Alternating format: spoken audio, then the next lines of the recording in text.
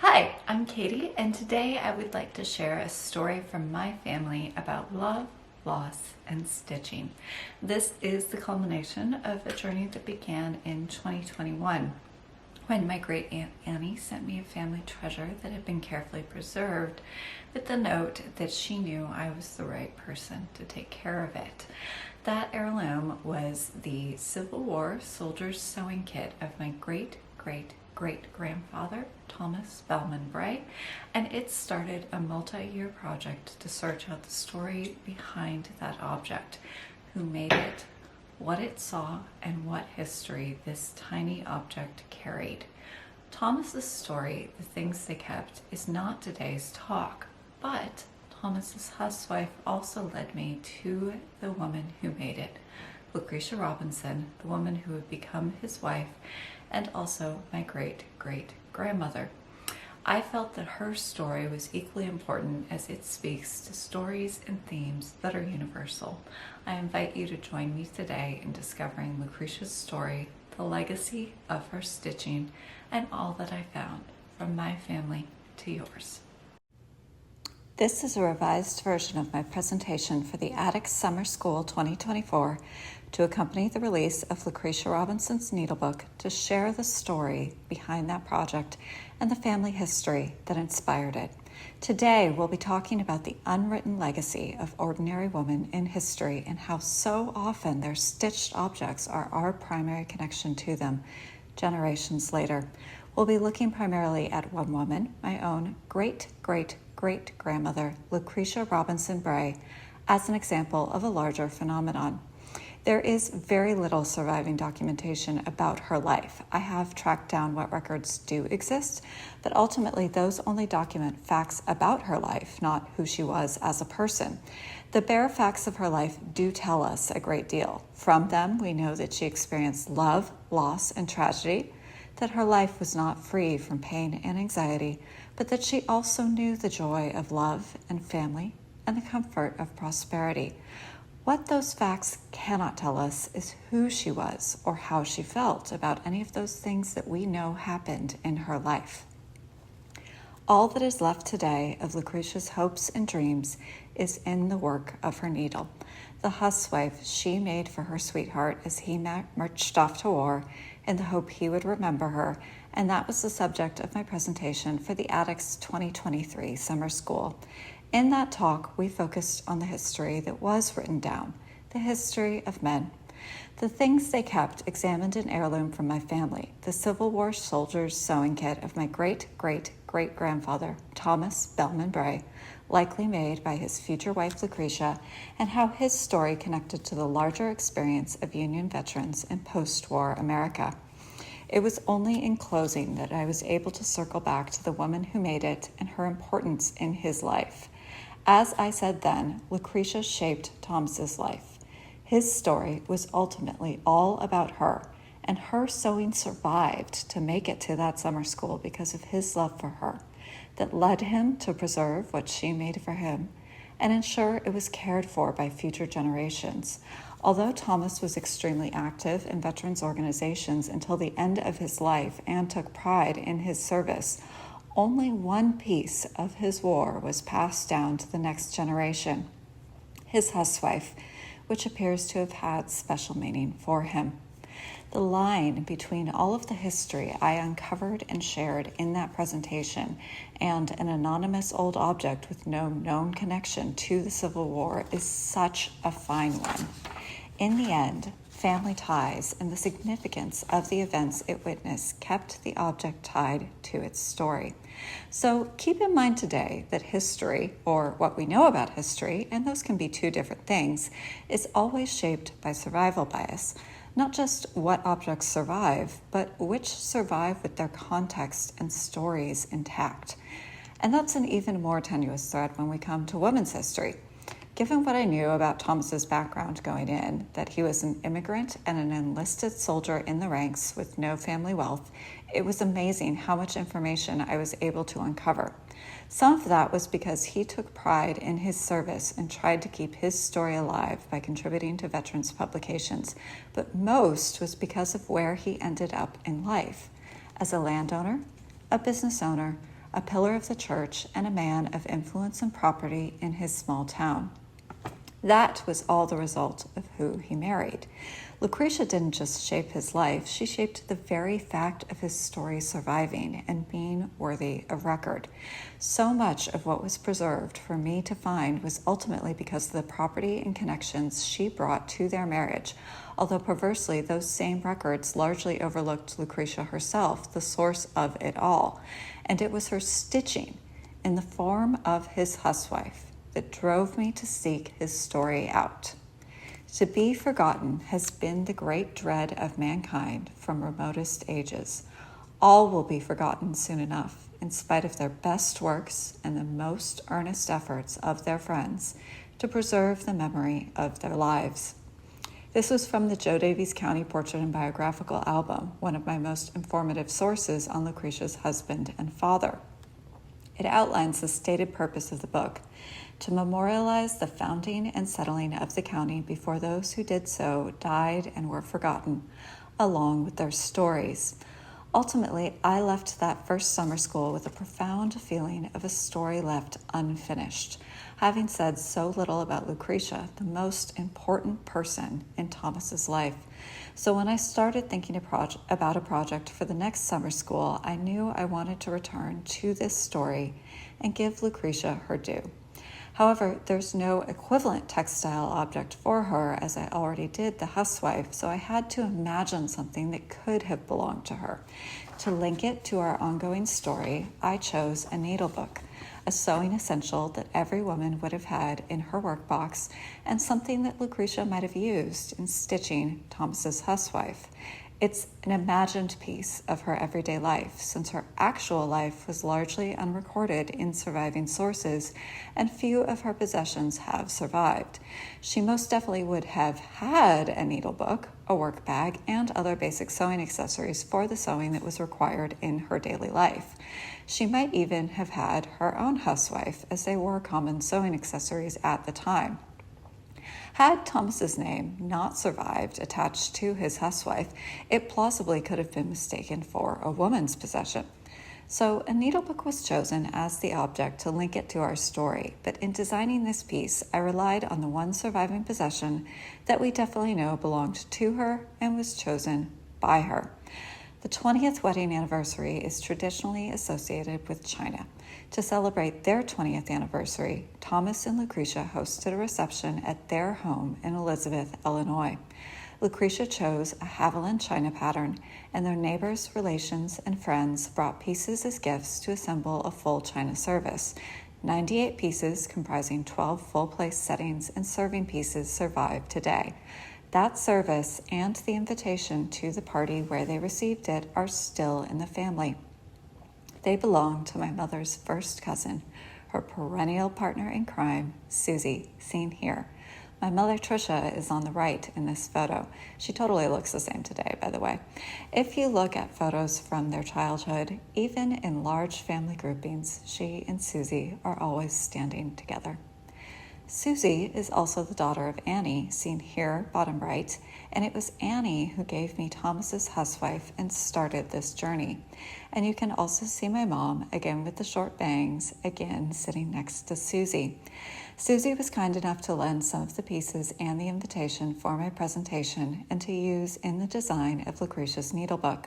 These are actual pieces from Lucretia and Thomas's anniversary china, and her invitation, likely written in her own hand. As the design of the needlebook is drawn from the china, it's not particularly accurate for what an everyday needlebook might have looked like in the Civil War era. For one thing, it's about 25 years past the creation of the housewife, but the china was of her choosing and presumably to her taste. It's the clearest link we have with her other than the housewife, and so I thought using it as the design inspiration was the best way to honor Lucretia and bring her into our piece. When I told Thomas's story, we first met Lucretia as a young woman in 1862, sewing a housewife from scraps of cloth and memory for her sweetheart to take to war with him, something he would use and carry with him, a piece of her for him to remember. But her story did not begin with her future husband. Lucretia Robinson was born on December 10, 1840, on a farm in Lee County, Illinois, the third of 5 children. Only 3 lived to adulthood: Julia, Lucretia, and John.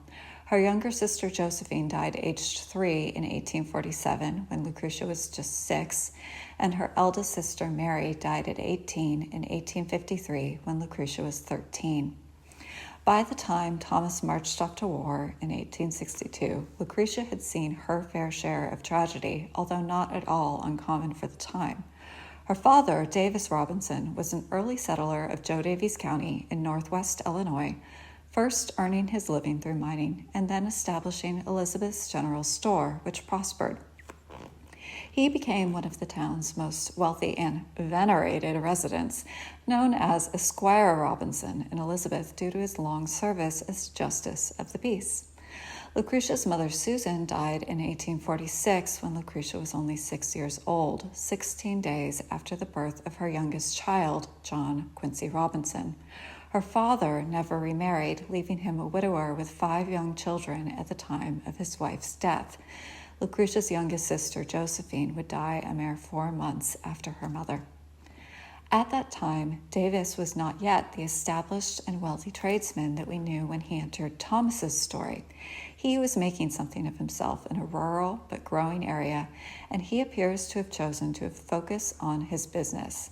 His children were sent to live with the family of a cousin, and they appear in the 1850 census in the household of Eli and Belinda Robinson in Benton, Wisconsin, Lafayette County, just over the state line and not far from home in miles, but a considerable practical distance in 1850. We don't know how often the children were able to see their father during those years. Lafayette is also the same county where Thomas would make his first attempts at establishing himself in business years later, as it turns out, perhaps aided by Lucretia's family connections there. Eventually, Lucretia and her siblings came home again, presumably once the surviving girls were old enough to keep house for their father, reuniting the family. Records don't indicate exactly when Davis was able to bring his children home, but the 1860 census shows the 3 surviving siblings back in Elizabeth in the household of their father. That same year, Thomas went to Wisconsin to make his first attempt at establishing himself in business, likely with the goal of being able to support a wife, allowing him to marry Lucretia. They would have known each other for some years at that point, likely since her return to Elizabeth, since they attended the same church in their small town. His submission to a GAR publication later in life noted that he was gone 9 months in Wisconsin and then came home again. His father had died, leaving him the sole support of his mother and sister. They were his responsibility until his sister married in the spring of 1862, giving their mother a home with her, and at that point Thomas enlisted, joining the 96th Illinois Volunteer Infantry and leaving behind his sweetheart. By 1861, when the Civil War broke out, Lucretia had already known her share of everyday domestic tragedy in rural America: childhood mortality, maternal death following childbirth, and the resulting separation that was likely deemed best for the children with no mother to raise them. But the years of the war brought a rate of death and tragedy on a scale previously unseen in American history. That time would have been filled with uncertainty, death, and worry for those left behind, including Lucretia, whose sweetheart and brother were both fighting for the Union. Thomas was erroneously reported dead or missing in 1863, but nothing survives to tell us of Lucretia's grief at his believed death or her joy when he was found to be alive, although she must have felt both. After his return from the war, Thomas left again for Wisconsin in a second attempt to establish himself in business to be able to provide for a wife, while Lucretia remained behind in Elizabeth. It was 2 years before they would finally marry in 1867, at which point Lucretia left home and moved to Shullsburg, Wisconsin with her new husband. After this point, while surviving records provided a great deal of information about Thomas, Lucretia remained a background figure whose life went largely unrecorded. She's seen in census records as her family and household grows, on deeds of property that her father transferred to her, helping to grow the wealth and stability of the family, and her hand is seen on the invitation to her wedding anniversary, where they were gifted pieces from the lovely Haviland pattern that Lucretia likely chose herself. Those are the happier records of her married life. You can also see the shadows. Thomas's pension file chronicled in agonizing detail his physical decline over the years.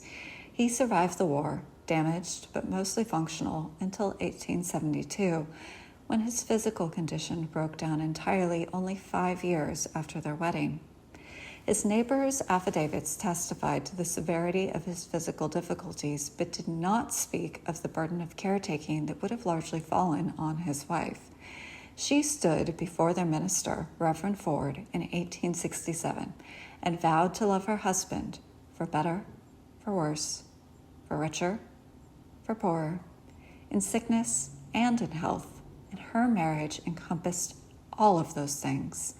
There must have been love, but there were also burdens to carry, with both young children and a husband who was fully broken down physically and prematurely old to care for.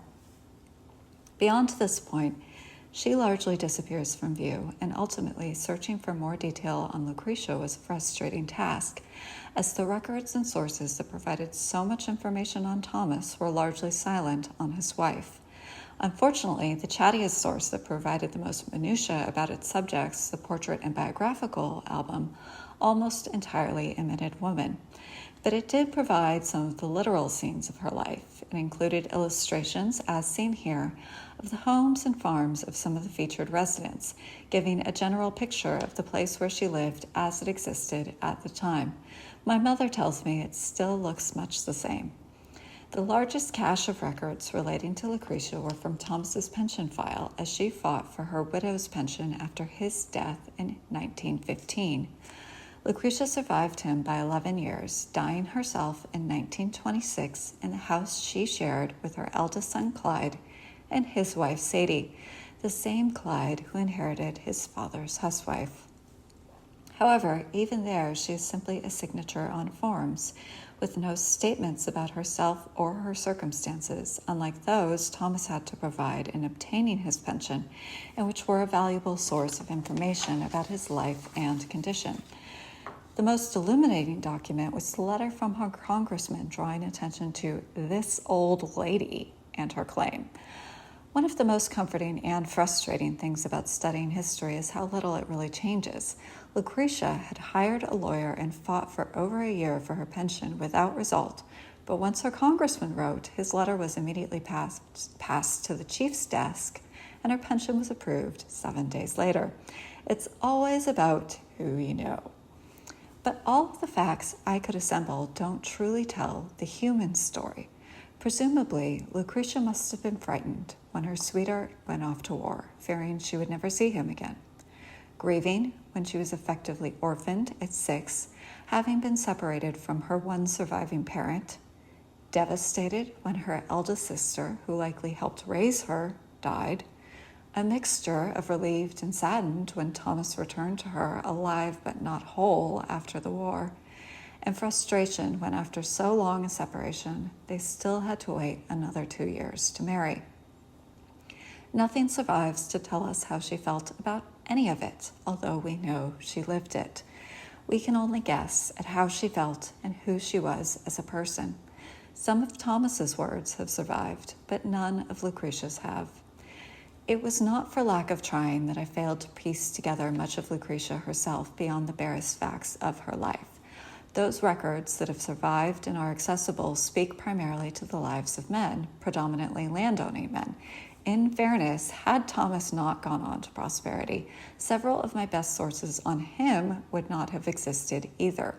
Recorded history has never favored ordinary lives. In contrast to the frustratingly thin story of Lucretia is that of her daughter-in-law. Lucretia's only surviving children were her 3 sons, as her only daughter died shortly after birth, and even her name is unrecorded, if she was ever given one. So now we turn to her daughter-in-law, Sadie Bray, who was within living memory for the 2 generations before my own. Sadie lived a long life, dying in 1965 at age 90, having lived her later years on her daughter's farm, where she was a regular presence in her grandchildren and great-grandchildren's lives. When I started looking into family history, my mother, her cousin, my great-aunt, and other family members were able to offer up memories and mementos of Sadie. She was a famous cook and a quilter, embroiderer, and sewer. My mother has a yarn kitten Sadie made for her as a child, seen here. She made them for all her grandchildren and great-grandchildren. We also still have many of her recipes. We make her pumpkin pie every year for Thanksgiving without fail. Like most women throughout history, her legacy was with those who knew her, and is largely of her domestic life, her sewing and cooking. It was not written down in the pages of recorded history for future descendants to research, trace, and uncover. As the generations move on, as time passes, those oral histories are too often lost. That Sadie, the daughter and daughter-in-law of leaders in the temperance movement, was ordered by her doctor in old age to have a glass of wine before dinner, leading to tittering amongst her great-grandchildren about grandma tippling in the kitchen, won't be written down in a published book for another generation to find.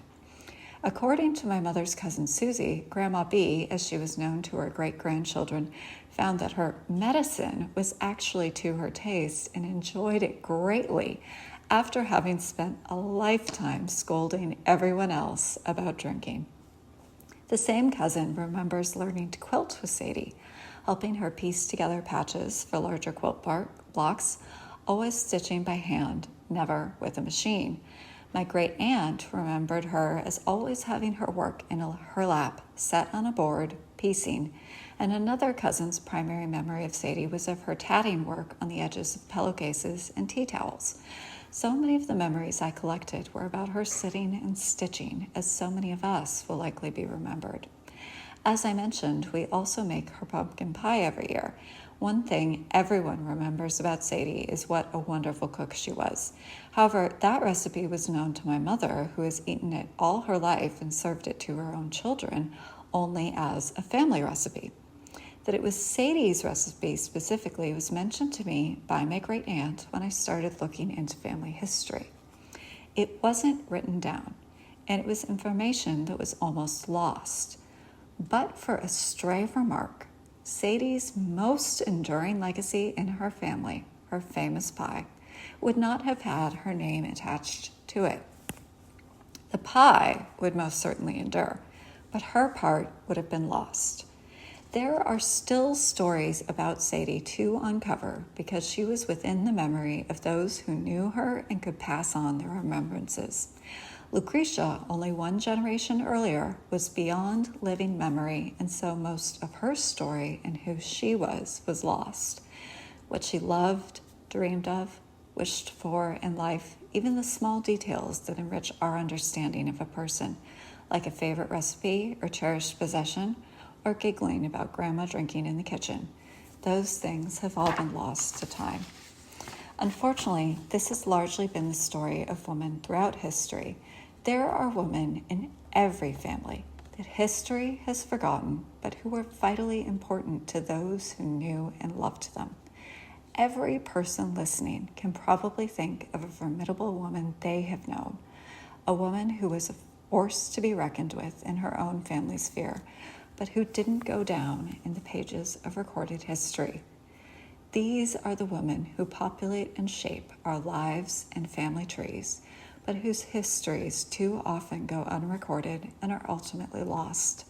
Material culture, often through textiles, can be our best chance to know them once they have passed beyond oral history and living memory. I also wanted to briefly mention another textile heirloom from my mother's family, although from a different branch, a quilt that was originally displayed as part of my presentation at summer school. Sadie Bray's daughter Genevieve married Maynard Alcock, and they lived on a farm in Lindenwood, Illinois. You might remember it from my adaptation of Plum Street's This Happy Morning, which memorialized that same farm, also seen here in a watercolor painted by my great-grandmother. Maynard's mother, Elizabeth, my great-great-grandmother, was the maker of this quilt, which is a Depression-era double wedding wing quilt made from muslin and feed sack fabrics. Although sewing machines were in common use by this time, it is entirely hand-pieced and quilted. Elizabeth lived on the farm at Lindenwood with her son and daughter-in-law, the same place Sadie would later live out her own widowhood, and where the Alcock and Bray lines connected in my family tree. Elizabeth was an accomplished quilter, as demonstrated by the quality of her work. As you can see, I come from a formidable family of makers, women who sewed, embroidered, quilted, crafted, and made and used the textiles that were the literal fabric of their lives. To some degree, this was shaped by how rural their lives were, since ready-made textiles and home goods were relatively inaccessible, but I like to believe that they also loved textiles and stitching the way that I do, and that love is my inheritance from them as well. Both things and people survive as long as they are remembered, with objects so often serving as instruments of memory to help us touch the past and the memories that are meaningful to us. Textiles can be uniquely meaningful in this context as they encompass multiple senses: sight, touch, and smell, serving as powerful repositories of memory and history. It's especially fitting when you consider how much of ourselves we pour into our stitching. In every stitch of Thomas's housewife, Lucretia expressed her love for her sweetheart, her hope that he would remember her during their separation, but also her fear that he might not come back. She gave him the gift of her stitching as a memento of her, because it was all she could do in the face of those circumstances. Thanks to the efforts of previous generations in carefully preserving textiles and stories and handing both of those things down so they wouldn't be lost, I know about some of the women and the makers who came before me. But I think that every person listening probably has a similar legacy at some point in their family tree through the women who were historically responsible for the care and making of textiles. Women, for so long the caretakers of the home, were responsible for the cloth of daily life, and that has made textiles, especially everyday textiles, our domain and our inheritance as women. Plain sewing was the stuff of life. Towels, sheets, garments, napkins, cleaning cloths, stockings, underwear, petticoats, handkerchiefs, all that and more needed to be made, maintained, repaired, and replaced. They were also often women's literal inheritances. Movable goods, which were primarily textiles, were women's portions, inheritances, and property throughout history. Men are by no means excluded from the history of textiles, past or present. For centuries, they were professional embroiderers, weavers, dyers, drawers of gold and silver metal threads, and deeply involved in all aspects of the textile trades. But the most intimate and humble acts of making, the textiles of daily life, whether those were shirts and sheets or quilts and sewing rolls, were largely the work of women for centuries, even millennia. That we get to pick up our needle for pleasure and enjoyment in our leisure hours is the gift of the time we live in. But the action of pulling needle and thread through fabric connects each and every one of us to our heritage, to those who came before and bred that love of stitching in our blood, whether you know their names and have handled their creations or not. If there's one thing you take from today's discussion, I hope it's the need to write some of your own and your family's stories down, especially as they relate to your stitching. History may not change very much, but we can still learn from it in the need to preserve the meaning behind our work, lest it be lost. To the back of a framed piece, you can attach an envelope with its story inside, not just your name and the date, but what it meant to you, what was going on in your life when you stitched it, and what you felt as you stitched it. That is its legacy. I have argued that Thomas's housewife was an act of love, but also of remembrance, something that he would carry with him, use, and think of the woman who made it as he did. That's the story of its making, but it is also its ultimate legacy. Its survival led me to seek out the story of the man who carried it and the woman who made it, and to tell that story to you. How much richer would that story be if we had Lucretia's own words to tell us what she poured into its making and what memories those scraps of cloth represented to her and to Thomas? She never would have imagined that in the year 2024, her great-great-great-granddaughter would stand in front of over 150 people talking about her and her sewing, or how deeply I would have wanted to know about her and her life. Her story is not an unusual one. Love, loss, family, and perseverance are common themes in human history, but her life and her story are still worth knowing, most especially as they enrich our understanding of the stitching she left behind. Humanity, after all, is really the collective story of ordinary people. The historian Laurel Thatcher Ulrich describes families as social constructions made and remade over time. Family identities, like personal identities, are built from selective fragments of the past, names, stories, and material possessions.